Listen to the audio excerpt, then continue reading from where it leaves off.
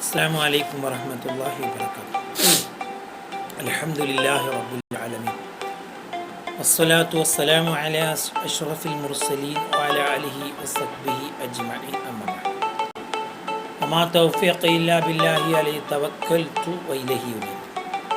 അല്ലാഹുമ്മ റബ്ബി ഇശ്റഹ് ലി സ്വദ്രി വയസ്സിർ ലി അംരി വഹ്ലുൽ ഉഖ്ദതം മിൻ ലിസാനി യഫ്ഖഹു ഖൗലി. അസ്സലാത്തു വസ്സലാമു അലൈക യാ സയ്യിദി യാ റസൂലല്ലാഹ് ഖുദ് ബിയദി ഖല്ലത ഹീലതി അദ്രിക്നി യാ റസൂലല്ലാഹ് യാ ഹബീബല്ലാഹ്. ബഹുമാനമുള്ള സുഹൃത്തുക്കളെ, പ്രിയപ്പെട്ട സഹോദരങ്ങളെ, അള്ളാഹു നമ്മളെ അനുഗ്രഹിക്കട്ടെ. അള്ളാഹു നമ്മളെ സ്വീകരിക്കട്ടെ. നല്ല കാര്യങ്ങൾ പറയുവാനും കേൾക്കുവാനും നല്ലത് പ്രചരിപ്പിക്കുവാനും അള്ളാഹു നമുക്കെല്ലാവർക്കും ഭാഗ്യം നൽകട്ടെ. പ്രിയപ്പെട്ടവരെ, ദുൽഖഅദ മാസത്തിലാണ് നമ്മളൊക്കെ ഉള്ളത്. ദുൽഖഅദ മാസത്തിൻ്റെ ഒരു കാര്യം, ആളുകൾ ഹജ്ജിനു വേണ്ടി വിവിധങ്ങളായ നാടുകളിൽ നിന്ന് പരിശുദ്ധമായ മക്കയെ ലക്ഷ്യം വെച്ചുകൊണ്ട് പുറപ്പെടുന്ന ഒരു മനോഹരമായ കാഴ്ച ഈ മാസത്തിൽ നമുക്ക് കാണാൻ പറ്റും. അള്ളാഹു നമുക്കെല്ലാവർക്കും ഹജ്ജിന് പോകാൻ, ഉംറക്ക് പോകാൻ, സിയാറത്ത് പോന്നെ പോകാൻ തൗഫീക്ക് നൽകട്ടെ. നിങ്ങളുടെയൊക്കെ ദുആകളിൽ പ്രത്യേകമായിട്ട് വസിയത്ത് ചെയ്യുകയാണ്. അങ്ങനെ പറയാൻ കാരണം, ഇതിലൊക്കെ ഒരു തൗഫീക്ക് വേണം. സമ്പത്തോ സൗകര്യങ്ങളോ ഉണ്ടായതുകൊണ്ട് പോകണം എന്നില്ല. പോയവരൊക്കെ അങ്ങനെ ആകും എന്നുമില്ല. സമ്പത്തുള്ളവർ പോയിട്ടുണ്ടാകും, എന്നാൽ കുറേ ആളുകൾ സമ്പത്തില്ലാത്ത പാവങ്ങളായ ആളുകളും പോയിട്ടുണ്ട്. എന്താണ് ഇതിന് കാരണം എന്ന് ചോദിച്ചാൽ, ആരുടെയെങ്കിലുമൊക്കെ ഒരു പ്രാർത്ഥന കിട്ടിയിട്ടുണ്ടാവും. അപ്പോൾ പ്രിയപ്പെട്ടവരെ, നമുക്കും ആവശ്യം അതാണ്. ആ പ്രാർത്ഥന, നിങ്ങളുടെ ആ ദുആ അള്ളാഹു സ്വീകരിക്കട്ടെ. ഹജ്ജ് ചെയ്തവർ ഇത് കേൾക്കുമ്പോൾ പ്രത്യേകമായിട്ട് ദുആ ചെയ്യണം, ഇനിയും പോകാൻ. എന്താണ് ഹജ്ജിൻ്റെ കാര്യം? ഹജ്ജ് നിർബന്ധമാണ്. ഒരു മുസ്ലിം ജീവിതത്തിൽ നിർബന്ധമായിട്ടും ചെയ്യേണ്ടുന്ന ഒറ്റ തവണ ചെയ്യൽ നിർബന്ധമാണ് ഹജ്ജ് ചെയ്യൽ. കാരണം ഇസ്ലാം എന്ന് പറയുന്നത് 5 പ്രധാനപ്പെട്ട കാര്യങ്ങളാണ് ഇസ്ലാമിൻ്റെ അടിസ്ഥാനം. ഒന്ന് ഷഹാദത്ത് കലിമ, 2 അർത്ഥം പറഞ്ഞു മനസ്സിലുറപ്പിച്ച് നാവ് കൊണ്ട് ഉച്ചരിക്കുക, വ്യക്തമാക്കി പറയുക, അംഗീകരിക്കുക. അതിനനുസരിച്ചുള്ള പ്രവർത്തനങ്ങളൊക്കെ പിന്നെ ജീവിതത്തിൽ കൊണ്ടുവരിക. 2-മത്തത് 5 വക്ത് നിസ്കാരമാണ്, 3-മത്തത് സക്കാത്താണ്, 4-മത്തത് നോമ്പാണ്, 5-മത്തത് ഹജ്ജാണ്. ഹജ്ജിന് എന്താണ് അതിൻ്റെ കാര്യം? നിസ്കാരം നമുക്കറിയാം, നോമ്പ് നമുക്കറിയാം, സക്കാത്ത് നമുക്കറിയാം. ഹജ്ജ് നമ്മളെല്ലാ ബാധ്യതയും തീരണോ? അങ്ങനെയൊന്നുമില്ല. എന്താ ഖുർആൻ പറഞ്ഞത്? വലില്ലാഹി അലന്നാസി ഹിജ്ജുൽ ബൈത്തി മൻ ഇസ്തത്വഅ ഇലൈഹി സബീല. നിങ്ങൾക്ക് തടിയാലും വഴിയാലും മുതലാലും കഴിവുണ്ടെങ്കിൽ നിങ്ങൾ ഹജ്ജ് ചെയ്യൽ നിർബന്ധമാണ്. അള്ളാഹിൻ്റെ കൽപ്പനയാണ്. ഹജ്ജ് ചെയ്യൽ നിർബന്ധമാണ് എന്ന് അള്ളാഹു കൽപ്പിച്ചതാണ്. എന്താണ് ഈ ആയത്ത് വിശദീകരിച്ചിട്ട് മഹാന്മാർ പറഞ്ഞിട്ടുള്ളത്?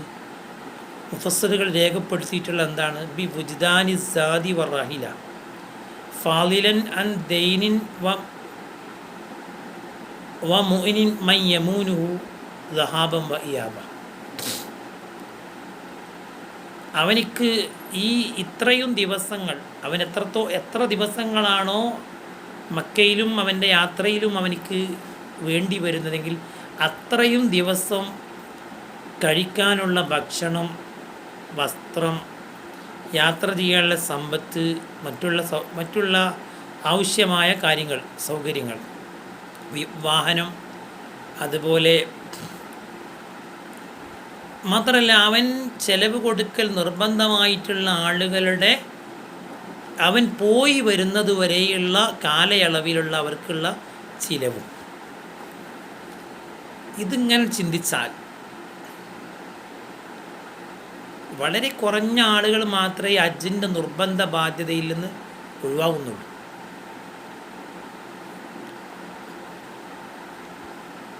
കാരണം നമ്മൾ വലിയ വീട് വെക്കുമ്പോൾ, ആരെയും കുറ്റപ്പെടുത്താൻ വേണ്ടി പറഞ്ഞതല്ല, ആ വീടിന് തന്നെ വലിയൊരു സാമ്പത്തിക ചിലവാണ്.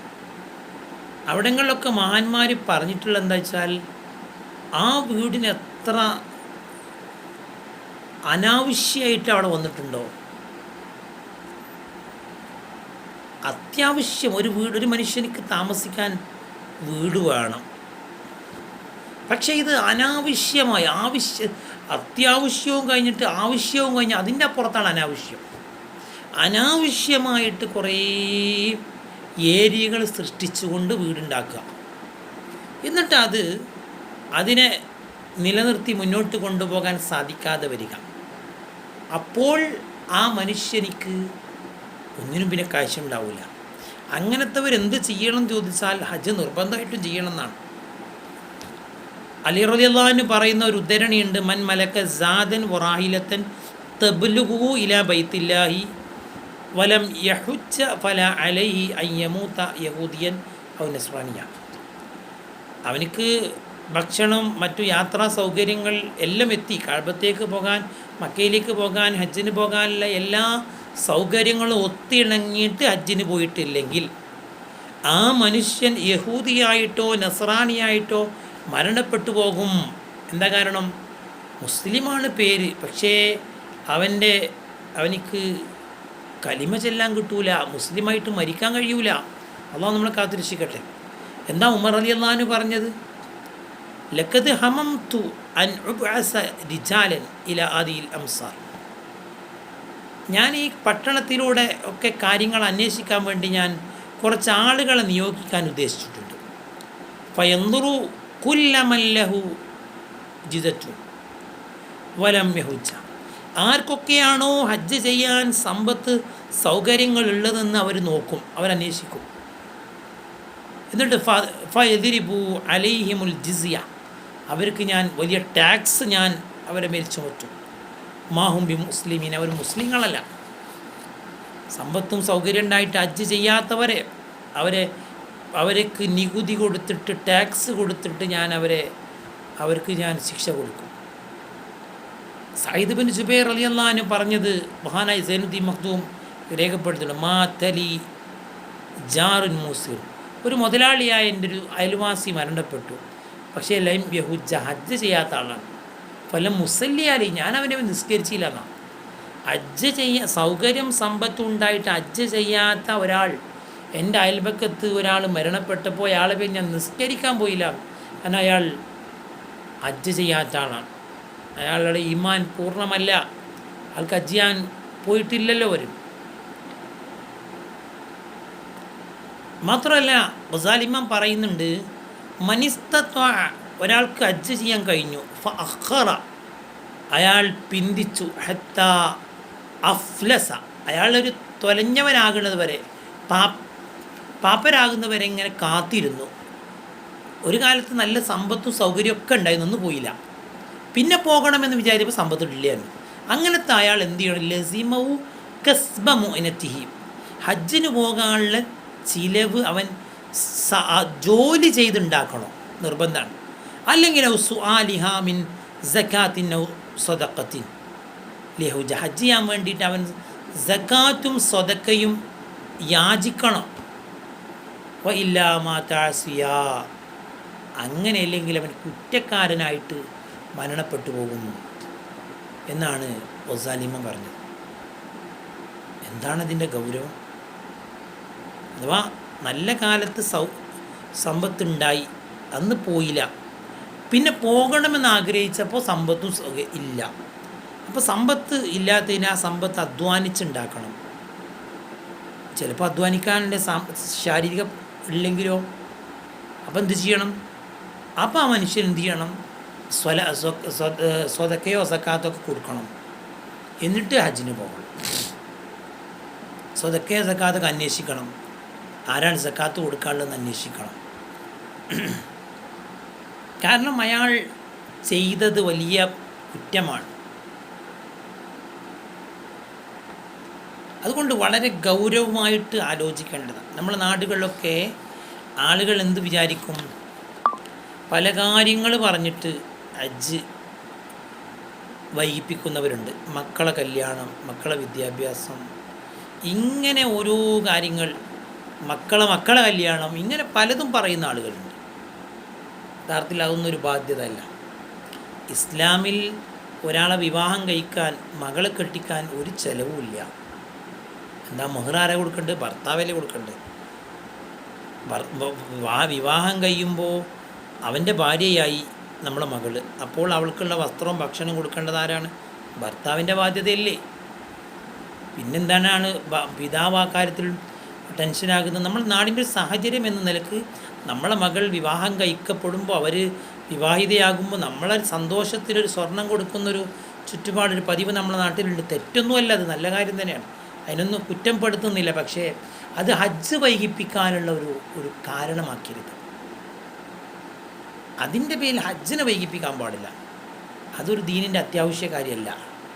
എന്നാൽ ഉണ്ടെങ്കിൽ കൊടുത്തോളൂ. ഈ ഹജ്ജിന് പോയിട്ട് നിങ്ങൾക്ക് നിങ്ങളെ മകൾക്ക് എത്ര പവനാണോ കൊടുക്കാൻ, എത്രയും കൊടുക്കാം, ഒരു കുഴപ്പമില്ല. കാറ് കൊടുക്കാം, വീട് കൊടുക്കാം, എന്തും കൊടുക്കാം. അവനവൻ്റെ മക്കൾക്കല്ലേ, അവനവൻ സമ്പാദിക്കുന്ന അവനവൻ്റെ മക്കൾക്ക് തന്നെയാണ്, അത് കൊടുക്കാം. പക്ഷെ ഹജ്ജ് വൈകിപ്പിക്കാൻ പാടില്ല. ആ കാരണമുണ്ട്. സക്കാത്ത് കൊടുക്കാതിരിക്കാൻ പാടില്ല, ഉളുഹിയത്തിൽ ചേരാതിരിക്കാൻ പാടില്ല. അതൊക്കെ നമ്മളെ മേൽ ബാധ്യതയാണ്. മഹാന്മാർ രേഖപ്പെടുത്തുന്നുണ്ട്, യജിബു അലൽ ഖാദിരി അല്ലാ യതുറുകു ഫി കുല്ലി 5 സിനീന. ഒരു പ്രാവശ്യം ഹജ്ജ് ചെയ്ത ആൾ പിന്നെ ഹജ്ജ് ചെയ്യണോ? 5 കൊല്ലം കൂടുമ്പോൾ സമ്പത്തുള്ളവനൊരു ഹജ്ജ് ചെയ്യൽ നല്ല കാര്യമാണ്. നിർബന്ധമാണെന്നൊരു അഭിപ്രായമുണ്ട്. അപ്പോൾ നിർബന്ധമാണ്, പ്രബലം അല്ലാത്തത് കൊണ്ട് അത് വളരെ പ്രധാനപ്പെട്ട സുന്നത്താണെന്നർത്ഥം. വളരെ പ്രധാനപ്പെട്ട സുന്നത്താണ്. 5 കൊല്ലം കൂടുമ്പോൾ ഹജ്ജ് നിർവഹിക്കുക. സമ്പത്തുള്ളവനാ പറഞ്ഞത്. ഒരാൾ ഇക്കൊല്ലം പോയി, ഇനി 5 കൊല്ലം കഴിയുമ്പോൾ അയാൾക്ക് ഹജ്ജിന് പോകാൻ കാശ് ഇപ്പോഴും ഉണ്ട്, അപ്പോൾ അയാൾ പോകണം. വീണ്ടും ഒരു 5 കൊല്ലം കഴിയുമ്പോൾ അയാൾക്ക് സമ്പത്തുണ്ട്, അപ്പോഴും പോകണം. അതിൽ തെറ്റൊന്നുമില്ല, നല്ല കാര്യമാണ്, ഒരു പ്രധാനപ്പെട്ട ഒരു കാര്യമാണ് എന്ന് മഹാന്മാർ രേഖപ്പെടുത്തുന്നുണ്ട്. ബഹാക്കിമും ബൈഹക്കിയോ രേഖപ്പെടുത്തുന്ന ഒരു ഹദീസിൽ കാണാം, അല്ലാഹു തആല പറഞ്ഞതായിട്ട് നബി സല്ലല്ലാഹു അലൈഹി വസല്ലം പറഞ്ഞിട്ടുണ്ട്, ഇന്ന അബ്ദൻ സഖത ലഹു ജിസ്മുഹു വസിഅത അലൈഹി ഫിൽ മഈഷ. അവനക്ക് നല്ല ആരോഗ്യമുണ്ട്, എൻ്റെ അടിമക്ക് നല്ല ആരോഗ്യമുണ്ട്, അവനിക്ക് നല്ല ശരീരമുണ്ട്, അവനിക്ക് അവൻ്റെ ജീവിതകാര്യമൊക്കെ വളരെ വിശാലമാണ്. അങ്ങനെ ഫമള അലൈഹി 5 അഅ്വാമിൻ, 5 കൊല്ലം അവന് കഴിയുമ്പോൾ അവൻ എൻ്റെ അടുക്കൽ വന്നിട്ടില്ലെങ്കിൽ അത് അവൻ നന്മ മുടക്കപ്പെട്ടവനാണ്, നന്മ തടയപ്പെട്ടവനാണ് എന്നൊരു ഹദീസ് ഹക്കീമും അതുപോലെ ബൈഹഖിയും ഇബ്നു ഹിബ്ബാനും ഒക്കെ രേഖപ്പെടുത്തിയ ഒരു ഹദീസ് വെച്ചുകൊണ്ടാണ് സൈനുദ്ദീൻ മഖ്ദൂം റഹ്മത്തുള്ളാഹി അലൈഹി ഈ ഒരു വിഷയം പറയുന്നത്. ഒരഭിപ്രായം നിർബന്ധമുണ്ട് എന്ന് പറയാൻ കാരണം. അപ്പോൾ അങ്ങനെ ഒരു അഭിപ്രായം പറയുമ്പോൾ അത് പ്രബലമല്ലാത്തത് കൊണ്ട് തന്നെ അത് വളരെ പ്രധാനപ്പെട്ട സുന്നത്താണ് എന്ന് നമ്മൾ മനസ്സിലാക്കണം. അതുകൊണ്ട് അള്ളാഹു നൽകിയ സമ്പത്തും അള്ളാഹു നൽകിയ ആരോഗ്യവും അതെപ്പോഴും ഇല്ലാതെയാകാം. അതുകൊണ്ട് ഹജ്ജ്, ഉംറ കാര്യങ്ങളൊക്കെ അതിൻ്റെ ആ സമയത്ത് നിർവഹിക്കാനുള്ള ഒരു സൗകര്യം നമ്മൾ ഉണ്ടാക്കണം. ഈ പ്രിയപ്പെട്ടവരെ, ഈ ഒരു വളരെ പ്രധാനപ്പെട്ട ഒരു കാര്യമാണ് ഇപ്പോൾ നമ്മൾ ഈ വീഡിയോയിൽ സംസാരിച്ച്. നിങ്ങളൊക്കെ ഇത് പൂർണ്ണമായിട്ട് കേൾക്കണം. നിങ്ങളെ സുഹൃത്തുക്കളിലേക്ക്, നിങ്ങളെ പരിചയമുള്ള ആളുകളിലേക്കൊക്കെ ഇത് എത്തിക്കണം. ഹജ്ജിൻ്റെ കാര്യം ഗൗരവമാണെന്ന് അവർക്ക് മനസ്സിലാക്കാൻ പറ്റുന്ന രൂപത്തിലേക്ക് അവർക്ക് ബോധമുണ്ടാകുന്നതിന് വേണ്ടി ഈ വീഡിയോ സഹായകമാകട്ടെ.